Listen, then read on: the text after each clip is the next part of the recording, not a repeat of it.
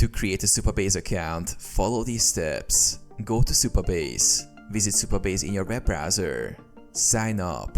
Click the Get Started for Free button on the homepage. You can sign up using Google, GitHub, or email address. Provide your details.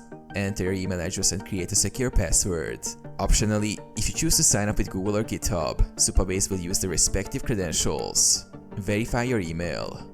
After signing up, check your email inbox for a verification link sent by Supabase. Click the link to confirm your account. Create your first project. Once your account is verified, log into your Supabase dashboard. Click on Create a new project to start creating your Supabase project. Set up your database and authentication. Choose your preferred region for the project. Decide whether you want to enable authentication. Configure project settings. Customize your project settings such as database options, storage, and more based on your project requirements. Access your Supabase project. After creating your project, you can explore Supabase features including API management, real-time database sync, authentication, and more.